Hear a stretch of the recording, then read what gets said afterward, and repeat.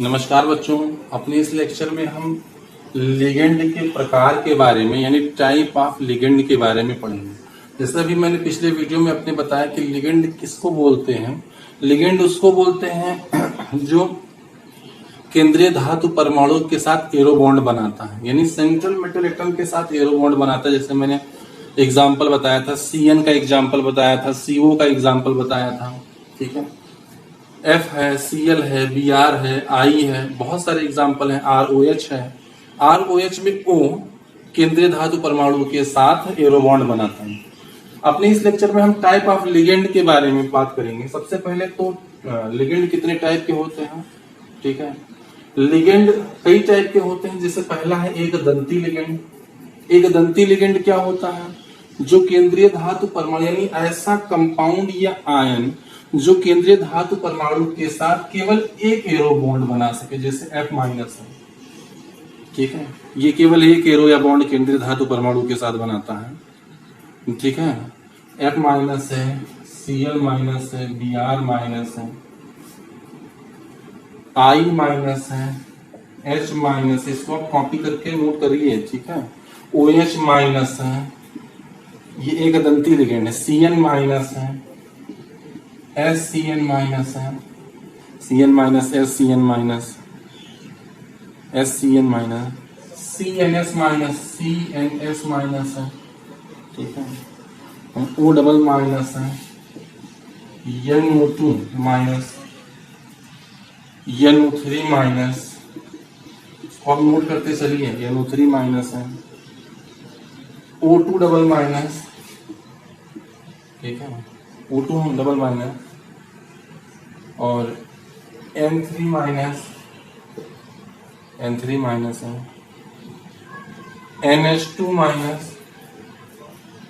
NH2-, H2O, ROH। ठीक है, ये आदि सेक्टर, ये सब एक दंती लिगेंड के एग्जाम्पल हैं।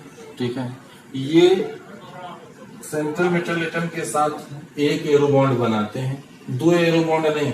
कोई ये क्वेश्चन करे कि सर यहाँ पर एक लोन पेयर है जिसको हम एकाकी इलेक्ट्रॉन बोलते हैं, एक इधर से बना ले एक इधर से, तो ये सेंट्रल मेटल एटम के साथ केवल एक एरो बॉन्ड बनाता है।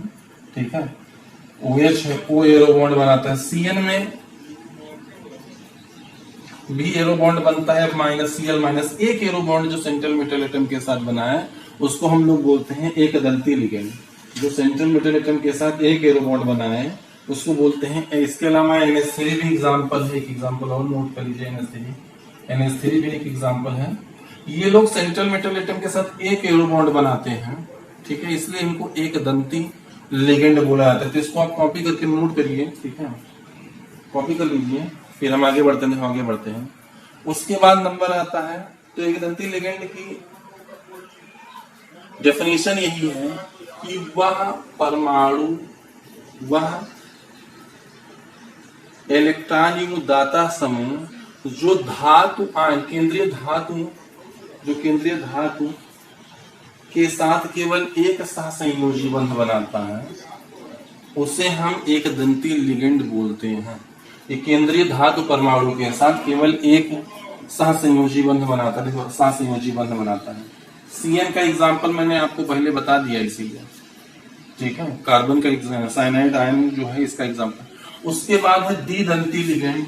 द्विदंती लिगेंड क्या होता है? बाइडेंटेड, इसको मोनोडेंटेड लिगेंड इंग्लिश में बोलते हैं। उसके बाद दूसरे टाइप का जो लिगेंड होता है उसको बोलते हैं द्विदंती लिगेंड, बाइडेंटेड लिगेंड बोलते हैं। द्विदंती लिगेंड का एग्जाम्पल सबसे अच्छा है एथिलीन डाइमीन, जिसको बोला जाता है CH2NH2, CH2NH2, CH2NH2, CH2NH2। ठीक है,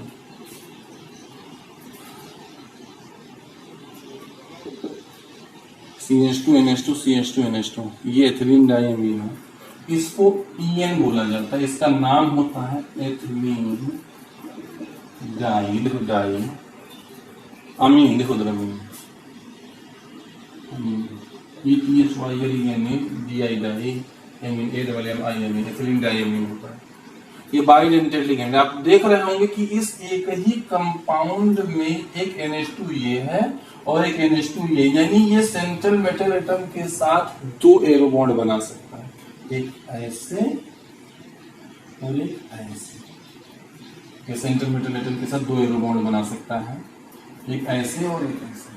तो यहाँ पे कोई भी सेंट्रल मेटल एटम हो सकता है, कोई भी एग्जाम्पल हो सकता है, Fe हो सकता है, कुछ भी हो सकता है, ठीक है। तो बाद में एग्जाम्पल जैसे जैसे आएंगे वैसे वैसे, बट ये सेंट्रल मेटल एटम के साथ दो एरो बॉन्ड बनाता है, इसीलिए इसका नाम बाइडेंटेड लिगेंड है।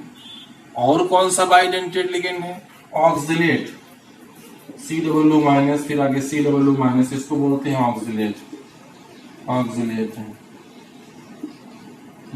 OX, इसको बोला जाता है ऑक्सिलेट OX। इसको पूरा इसका लिखते हैं C2O4 डबल माइनस, ये ऑक्सिलेट है, ऑक्सिलेट, ये भी बाइडेंटेड लिगेंड है। इसके बाद है, देखो इसके बाद है ग्लाइसिनेट। ग्लाइसिनेट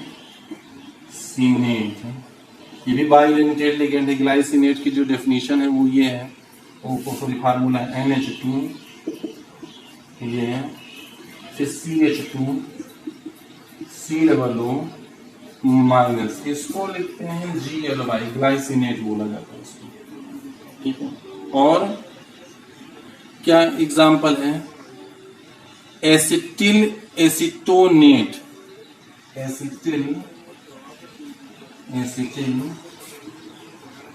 एसिटोन, इसका फार्मूला क्या होता है? इसका फार्मूला होता है CH2 CS3 C double bond O, फिर आगे CH double bond C single bond O minus single bond C। इसको लिखा जाता है ACAC, एसिटिल एसिटोनेट लिखा जाता है, ठीक है। तो इसके अलावा और कौन सा है? एक बहुत अच्छा एग्जाम्पल है, इसको आप लोग कॉपी करिए, हम यहाँ बना दे रहे हैं, ठीक है। बहुत अच्छा एग्जाम्पल इसको आपको देखने को मिलेगा, 2,2 डाइपीरिडाइल जिसको बोलते हैं।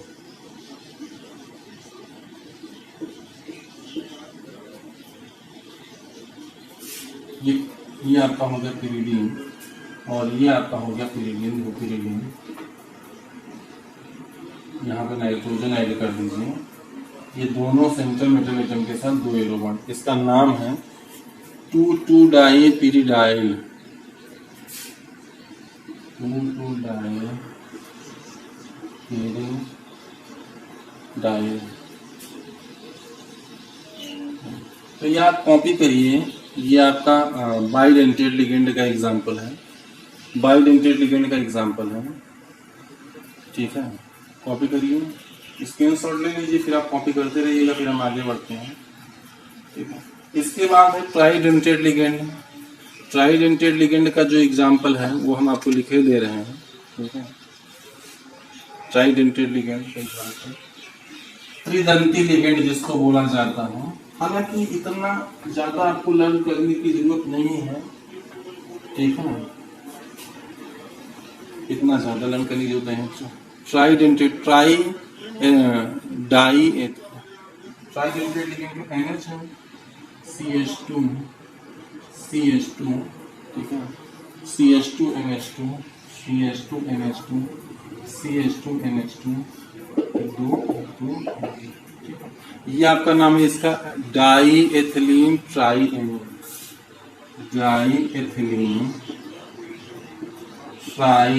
हो जाएंगे। ये आपका ट्राइडेंटेड, देखिए यहाँ से एरो बॉन्ड बनेगा, यहाँ से एरो बॉन्ड बनेगा और यहाँ से एरो बॉन्ड बनेगा। तो ये सेंट्रल मेटल एटम के साथ कितने एरो बॉन्ड बना सकता है, इसको बोलते हैं डाई। या शॉर्ट में याद रखिए, जो बगल में मैं लिख रहा हूँ ये शॉर्ट में आपको लिखा मिलेगा, आगे चल के बड़े क्लासों में भी लिखा मिलेगा, यहाँ भी लिखा मिलेगा। ये डाई एथिलीन ट्राइएमीन है, तो ये ट्राइडेंटेड लिगेंड है। ट्राइडेंटेड लिगेंड है, ठीक है। फिर एग्जाम्पल है टेट्राडेंटेड लिगेंड है, तो वो बहुत ज्यादा आपको डीप में पढ़ने की जरूरत नहीं है। ट्राइडेंटेड लिगेंड बहुत है आपके लिए, ठीक है।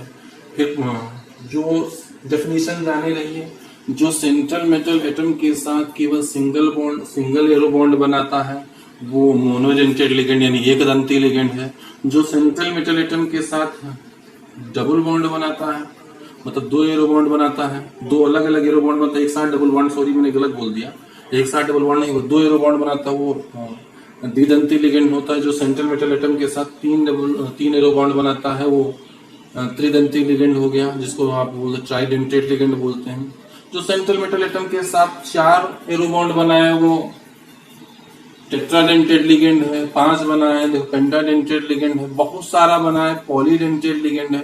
तो पॉली में आपको जाने की जरूरत नहीं है, आप मोनो, डाई और ट्राई तक याद रखिएगा, क्योंकि आईपीएससी नेमिंग में भी हमको आगे चल के कुछ और चीजें पढ़नी पड़ेगी, ठीक है। देखो तो ये आपका हो गया, देखो ये आपका हो गया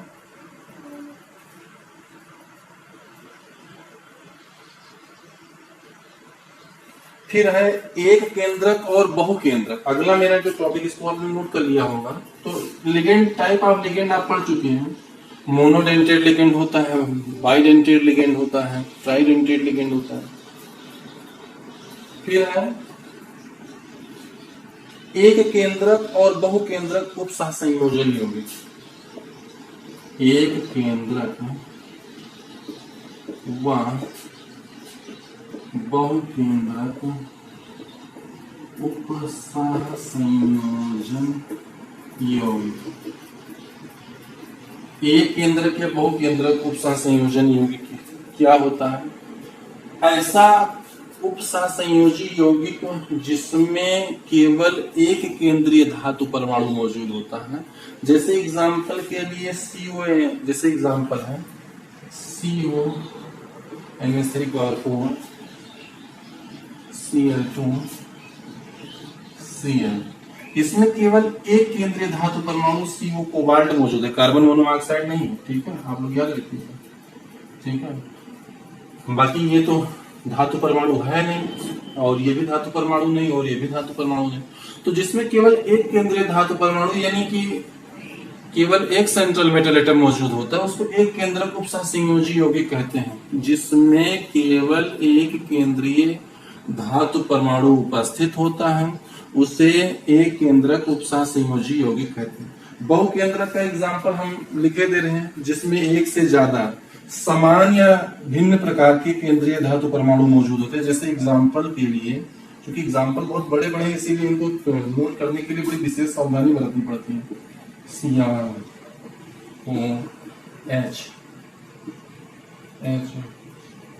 Cr NH3 और ये Br2। ये सब घबराइए नहीं, इतना बड़ा बड़ा ये स्ट्रक्चर देखे, चूंकि आप पहली बार पढ़ रहे हैं तो आपको घबराहट हो रही होगी देख के कि हाँ ये क्या पढ़ा रहे हैं, कितना बड़ा कंपाउंड है। ये सब उपसह संयोजी यौगिक है। और वास्तव में बताएं, अगर आप जितने वीडियो अभी तक मैंने बताया अगर उनको आप ध्यान से पढ़िए और ध्यान से देखिए तो ये बॉन्ड, ये कंपाउंड बहुत बड़ा भले लग रहा हो, बट इसका नाम जब आप लिखेंगे और नाम लिखना सीख जाएंगे तो आपको बहुत सिंपल कंपाउंड लगेगा। हमें इससे ज्यादा कुछ लेना देना नहीं है, केवल हमको कुछ विशेष प्रकार की चीजें पढ़नी। जैसे अभी तक मैंने क्या पढ़ा? अभी तक मैंने पढ़ा डेफिनेशन। किसकी डेफिनेशन? उपसह संयोजी यौगिक की डेफिनेशन। उपसह संयोजी यौगिक क्या होता है? जो अपना अस्तित्व केवल ठोस अवस्था में और विलयन दोनों में बनाए रखता है, उपसह संयोजी यौगिक है। उपसह संयोजी यौगिक में और क्या होता है? उपसह संयोजी यौगिक में केंद्रीय धातु परमाणु होता है। जैसे आपके घर में आपके फादर है या मदर है, जो भी आपका एक मालिक होगा घर में, देखो दल घर में वो केंद्रीय धातु परमाणु हो गया। उपसह संयोजी यौगिक में लिगेंड होते हैं। लिगेंड क्या होता है? जो सेंट्रल मेटल एटम के साथ एरो बॉन्ड बनाता है, याद रखिए, वो लिगेंड होता है।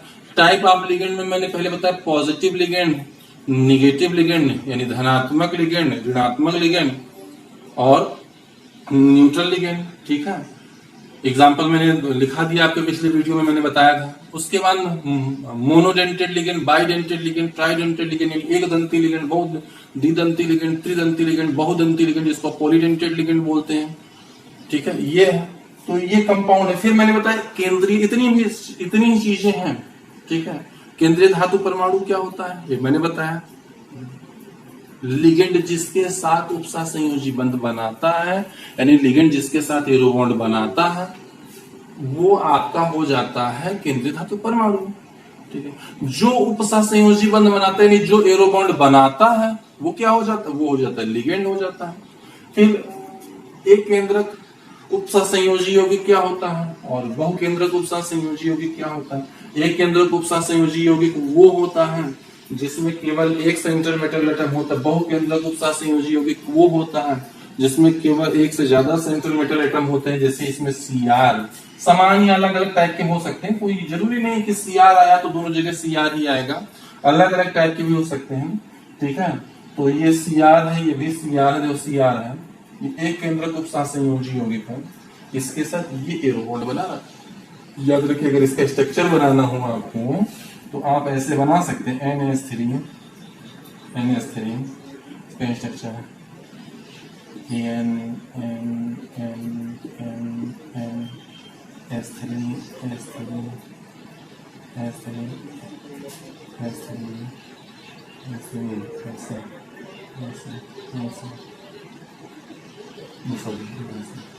ये हो गया, फिर आपका ये O हो गया, फिर H हो गया। हमेशा जो एरो लगेगा वो केंद्रीय धातु परमाणु के तरफ ही लगेगा। Cr यहाँ पर भी देखिए N और एक N और N, फिर आगे S3 N,